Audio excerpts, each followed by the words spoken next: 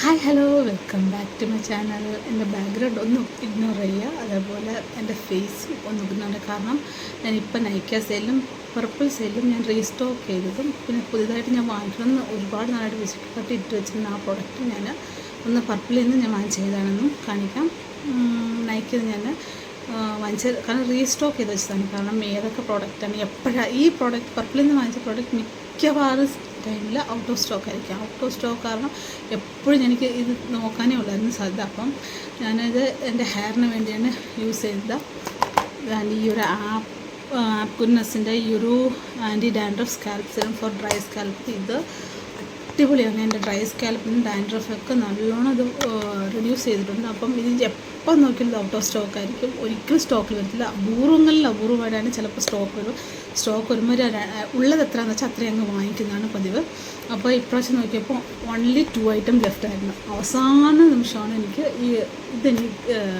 ഇതിൻ്റെ കണ്ണി പെട്ടത്. അപ്പോൾ അങ്ങനെ ഇത് രണ്ടെണ്ണവും ഞാനങ്ങ് വാങ്ങിച്ചു. കാര്യം എന്താണെന്ന് വെച്ചാൽ ഇതിനി എപ്പോഴാണ് സ്റ്റോക്ക് വരുന്നത് നമുക്കറിയത്തില്ല.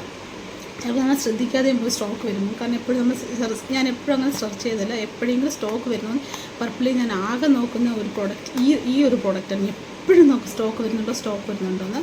അങ്ങനെ അങ്ങനെയാണ് ഈ 2 പ്രോഡക്റ്റും വാങ്ങിച്ചത്.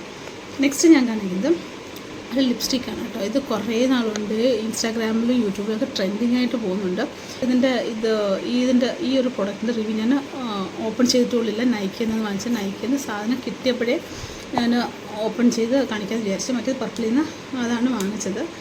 അപ്പം ഞാൻ വിചാരിച്ചു ഇപ്പം നിങ്ങളുടെ മുമ്പ് വെച്ച് തന്നെ ഓപ്പൺ ചെയ്ത് കാണിക്കണം കേട്ടോ.